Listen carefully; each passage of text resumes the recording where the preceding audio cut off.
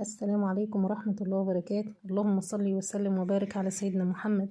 ان شاء الله النهاردة بقى هعمل معاكم كبات الكنافة، حاجة كده في منتهى الجمال، طعمها خيال. ان شاء الله تجربيها وتعتمديها عندك في رمضان، تقدميها كده لضيوفك، حاجة اللهم بارك. بس تابع معايا الفيديو وما تنسيش تحط اللايك. يلا نسمي بالله. هنعمل اول حاجة الشربات بتاعنا، عشان عايزين الكنافة يكون بارد. حطيت كوبايتين من السكر، عليهم كوباية ونص من المية، وهحط نص عصرة ليمونة ويغلوا معايا على النار حوالي من 6 ل7 دقايق. وبعد كده بعد ما بطفي عليه بحط بكوين من الفانيليا، بحطهم في الاخر كده عشان الريحة تفضل ايه في الشربات. تحفة بجد يا جماعة، حاجة كده اللهم بارك، حصري اول مرة على اليوتيوب. جبت نص كيلو من الكنافة، حطيت الشربات يستوي. جبت نص كيلو من الكنافة، كنت لسه جايباه يعني ملحقش يجمد معايا في الفريزر، في ايه ما تقطعش معايا كويس بايدي، فروحت ضرباه في الكب. انت لو هتجمديه في الفريزر يجمد معاكي جامد، هيتفرك معاكي بكل سهوله. حطيت عليهم معلقتين كبار من السكر البودره، والسكر ده ضروري جدا جدا علشان لما نشكل الكنافه ما تتفكش منك وتتفرفط كده في الصينيه، بيديها تماسك كده. قلبت السكر كويس في الكنافه بالشكل ده،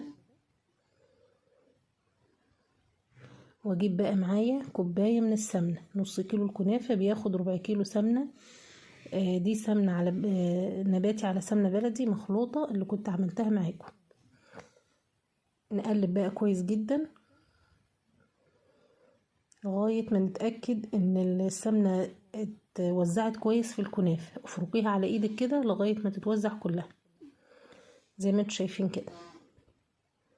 اجيب بقى معايا صينية، احط فيها حبة سمنة كده حلوين، وادهن الصينية كلها.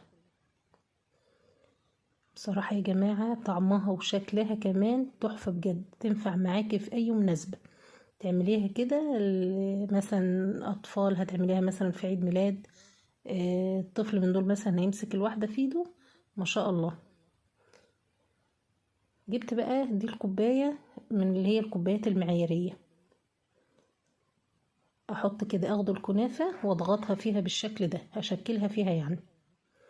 وممكن كمان تحشيها مثلا ايه مكسرات حلوة جدا، يعني تحطي نص الكوباية كنافة وتضغطي عليها، وتحطي في النص كده شوية مكسرات مجروشة، وتحطي الكنافة التانية فوقيها وتضغطي.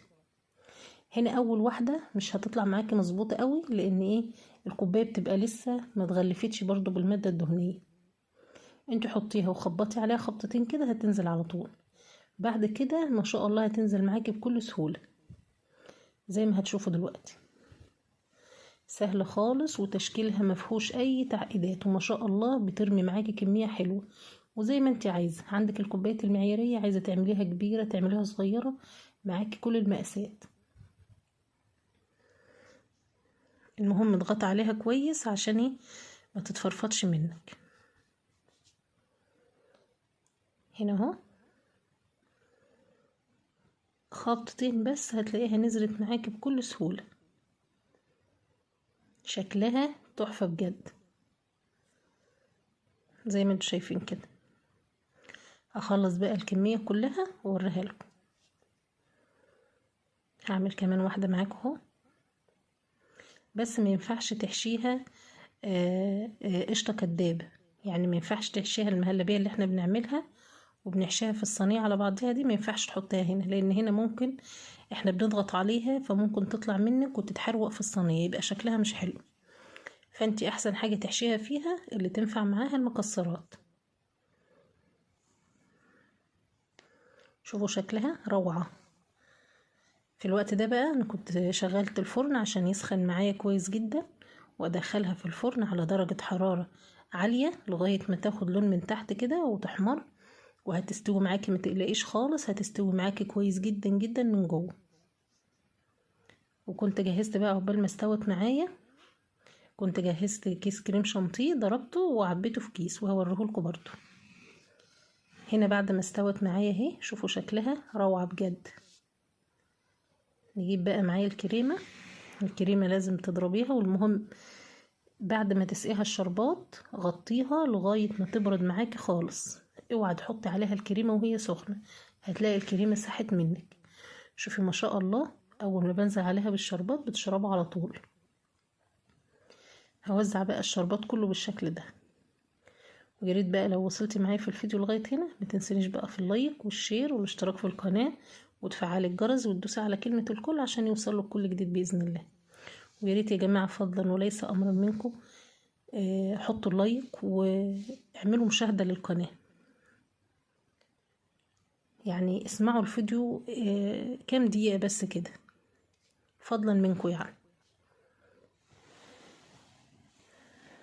بعد ما سقيتها كده اغطيها بقى بصينيه اديها او بغطا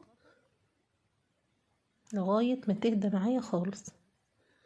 اهو هغطيها، هتشرب الشربات كله. بعد شويه مش هتلاقي اي شربات في الصينيه.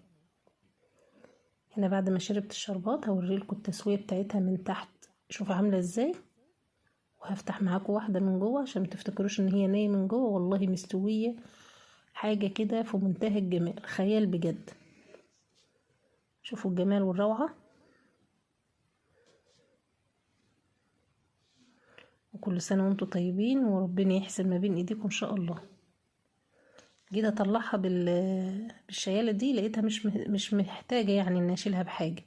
هي ما شاء الله عليها متماسكه ومستويه من جوه وحاجه كده، اللهم بارك. وتسلم ايديكم على كل حاجه بتعملوها. وبشكر اي حد دخل قناتي جديد، وبشكر حبايبي ومتابعيني من زمان. ما تحرمش منكم يا رب، وربنا يديمكم نعمه في حياتي، والقناه تكبر بيكم كده، وربنا يسعدكم دنيا واخره. شوفوا ما شاء الله عملت معايا كميه حلوه.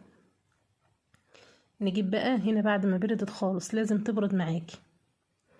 هجيب بقى معايا الكريمه، انا معبياها في كيس، وجوه الكيس ده يعني حاطه كيسين جوه بعض، واحد حاطه فيه القمع، واحد حاطه فيه الكريمه.